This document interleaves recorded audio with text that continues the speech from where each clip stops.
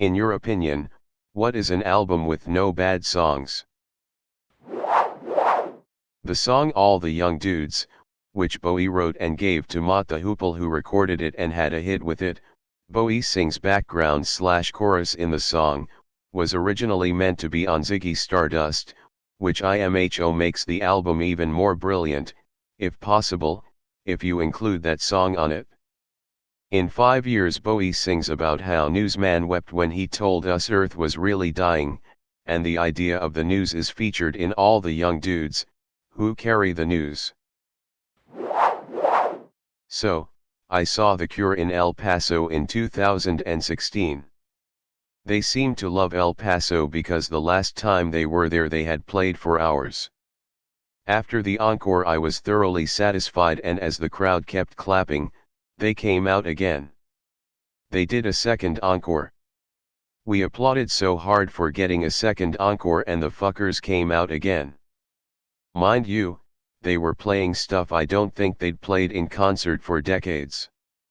All in all, they gave us 5 encores, played for something like 4 hours and played like 40 songs.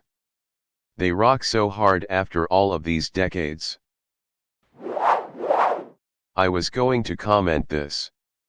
For sake of discussion, I'll add 10,000 Days, makes me cry every time. Jambai, Wings PT2, Right in 2. Absolute masterpieces that make me feel some sort of way. I'm not religious or spiritual, but I find the concepts fascinating, and fuck if Right in 2 is not so sad and interesting all at the same time. Wings PT2, last verse makes me cry every time. It's my comfort song. Absolutely amazing album. Eulogy, Hooker with a Penis, Jimmy. All so different and equally as interesting and musically unique. Eulogy has been a favorite of mine for years and will always have a special place in my heart for whatever reason. H is so melancholy and dreary, and Hooker with a Penis is offensive and fun. I'm late to this party, so this will get buried, but The Prodigy's The Fat of the Land is one of the seminal electronic albums of the British canon and set the tone for an entire generation of big beat producers. Firestarter, Breathe, Smack My Bitch Up, Minefields, every single track was a booming, pulsing anthem to anarchy that immediately grabbed you by the shoulders and shook you awake. Liam Howlett's knifey synths and pounding basses filled you with an aggressive energy impossible to ignore. Keith Flint's punchy vocals gave you permission, ordered you, sometimes, to smash shit up and take no prisoners. T-Fiddle was an enduring force of nature like no big beat album before it, completely changing the landscape of electronic music. Even now, some 25 years later, you'd be hard-pressed to find many people who wouldn't immediately recognize Firestarter's iconic opening riff or be able to reel off Smack My Bitch Up's controversial lyrics. Anyway, if it's been a while since you heard it, or if by some terrible confluence of events you've never heard it, do yourself a favor and fire up Spotify now, you won't regret it. Yup, came here to say this. Some may argue Thriller, and I love MJ, but Kman the Girl Is Mine is cheesy. But Bad has a bit of everything for everyone. Even the lesser known songs from the album are great. Speed Demon makes you wanna run, Liberian Girl is so goddamn beautiful and makes you wanna sing your heart out by the end of it, and Just Good Friends is so damn funky and fun with Stevie Wonder. And of course everyone knows Bad, Smooth Criminal, Man in the Mirror, etc. When I was probably 11 or 12, I played on an indoor soccer team one winter, and our coach was an English guy doing one of those exchange coaching program things, living in the US for a year. One day after practice, he gave us all burnt CDs and told us to listen to his best mate's band. That CD ended up being Whatever People Say I Am. Stayed in the 6 CD changer in my mom's van for years. Awesome album. It really gets on my nerves when people rag on them for being a basic intro to alt-rock band. That's not me saying that there's some hidden gem or anything, but it's like once enough people start enjoying something, there's suddenly waves of people that make fun of those who like said thing. Apologies for the rant. Sometimes the more cynical/critical corners of the internet seem the loudest, lol. That being said, they were the first band that I listened to their entire discography. I even find my own poetry sounding like some poor man's Alex Turner lyrics, lol. Pet Sounds is their best album, period. Surf's Up is a close second imo, but they have some really skippable songs, such as Student Demonstration Time, which really kills the mood of the album, and Take a Load Off Your Feet, which is like a Brand X version of Vegetables from Smile/Smiley Smile. But, all of the other songs on that album are some of the most amazing stuff the Beach Boys put out in the 70s before they became a nostalgia act, with songs like Don't Go Near the Water, and A Day in the Life of a Tree, which are deep and thoughtful environmental songs. Feel Flows and Long Promised Road are just beautiful. Disney Girls, 1957, is a cutesy, nostalgically heartwarming ballad. And the title track, which was a leftover song from the aforementioned Smile project that Brian Wilson tried to make after Pet Sounds came out, is the piece de resistance of the album. Here's a decent list of some of my favorite albums. Boston, Boston. Their first album with the majority of their well-known songs. The worst of them are Something About You, which sounds like a stock version of the others, and Let Me Take You Home Tonight, which is basically just a power ballad. Both songs are decent, just heavily overshadowed by the rest. Flores, Covet. Easily one of my favorite albums of all time. Cover to cover with cozy jams filled with some of my favorite guitar riffs. Shibuya, Sea Dragon, and Fokker are the best of the best. Technicolor, Covet. I'm a fan of the majority of music Gojira has put out, but every album definitely has a miss or two. This album is the exception. It was my reintroduction to true heavy metal after burning out on a lot of the post-Pantera bands of the 2000s. It proves that metal can be loud, chunky, and heavy while being incredibly tight and contained. The vocals are growly, but dialed back compared to something like Meshuggah. The musicianship in this album, as well as the sheer originality in playstyle and tone, sets this album apart from almost any other metal album I've heard. L'Enfant Savage, Gojira. After Sirius, Gojira went incredibly heavy with The Way of All Flesh. This album is finding the middle ground between that and Sirius, really dialing in their tone and truly establishing themselves. Spirituality is a moral base from which one can pull strength and many other positive attributes. Spirituality is not believing that something that doesn't make any logical or scientific sense is true, simply because you desperately want it to be, so you can continue the fantasy of a trip into your actual life. I'm sorry my dude, magic is unfortunately not real. And no, I'm not missing out on anything. I've experienced sterilization, depersonalization, ego death. For a while it was my cup of tea. Until I saw it truly begin to eat away at the social fabric of my personality, began to eat away at who I was. Was I surprised? No, but I took Alan's advice and decided to hang up the phone. That being said, given that it seems you base your personality around psychedelics, I am probably talking to a brick wall. Either way, please don't lose yourself in the beauty, my friend. A box in the trunk with oil, coolant, wiper fluid, a flashlight, a rag. A spare tire with a tire jack aren't bad ideas either, and some cars may already have that storage built in. Registration and proof of insurance, which you should anyway, tissues, small trash bags. Someone might bitch about your driving and pretend to heave or something. Hasn't happened to me, but you can't be too sure. Water, a jacket, snow brush, windshield cover, easier to prevent snow, a pocketbook for fuel receipts, tire gauge, phone charger, jumper cables. I recommend something longer than 6 feet, car battery charger if you want to get one so you don't have to wait on anyone to jumpstart you. Small toolbox.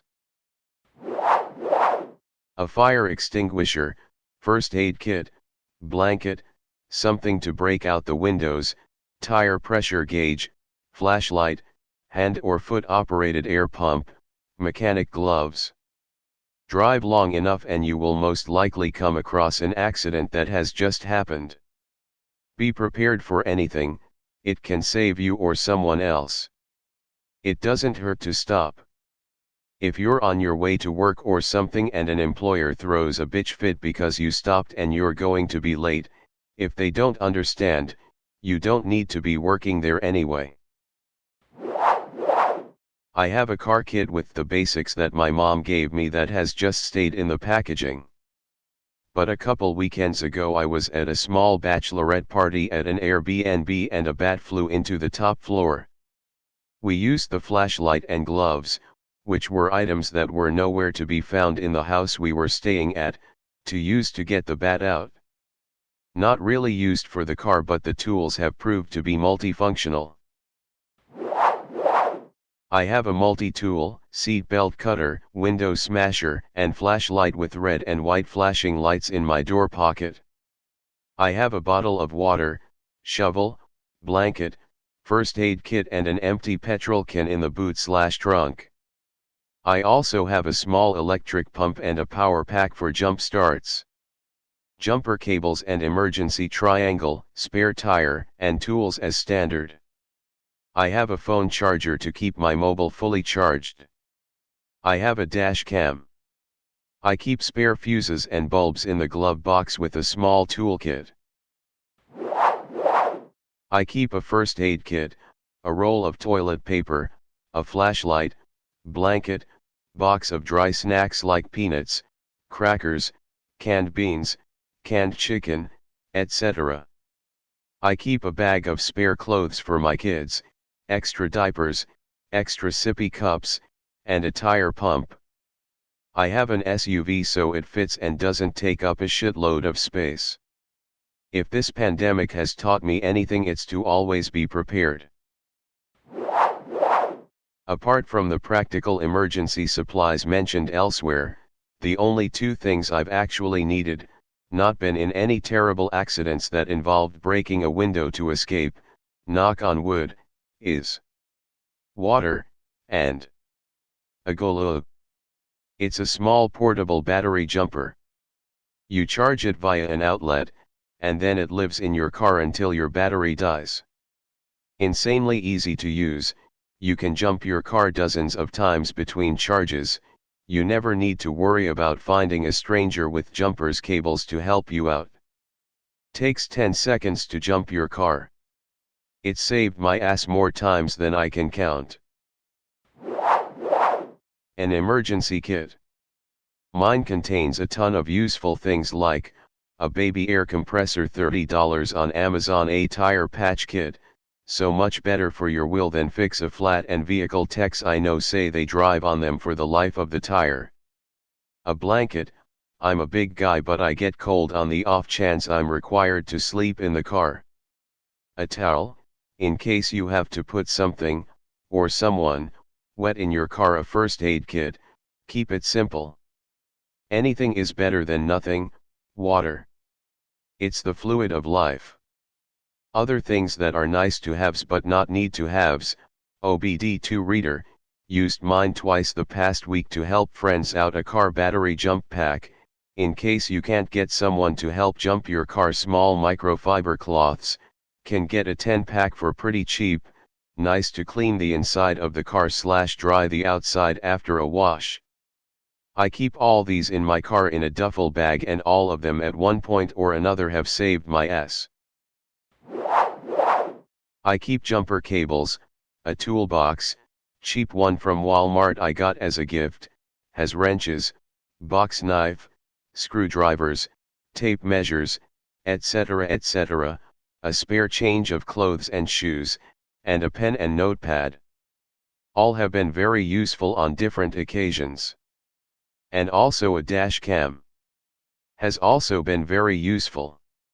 If you have the room, a hefty flashlight, a rain poncho, an atlas, a towel, plastic grocery bags, an umbrella, an ice scraper, all different types of phone chargers, an extra bulb for your brake lights, are all things I have on hand.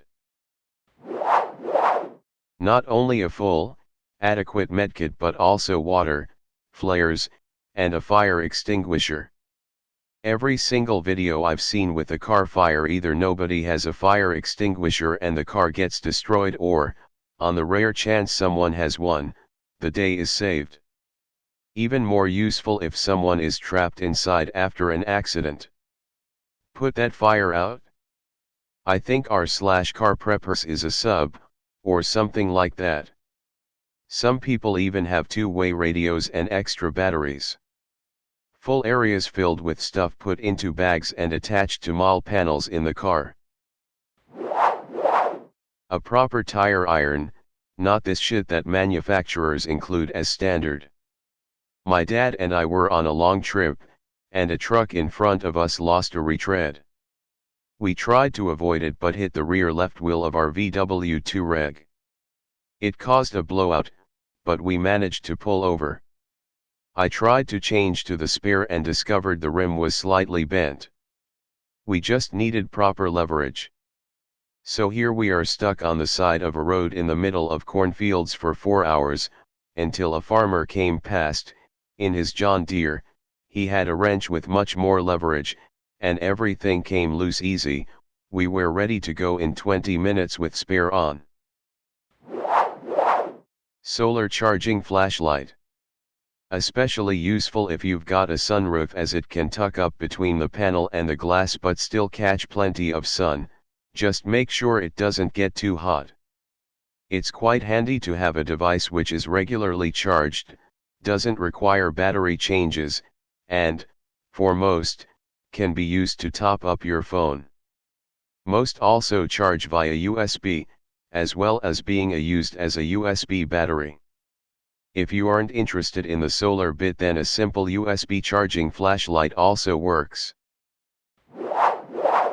I've got a bag in my car with a complete change of clothes, a blanket, basic first aid, some kit I got on Amazon, cold weather stuff, gloves, ice scraper, ice melt, thermal blanket, collapsible shovel, a set of tools for basic car repairs, jumper cables, tire patch kit, air compressor, jack, and a fume res and some water that I change out every few months.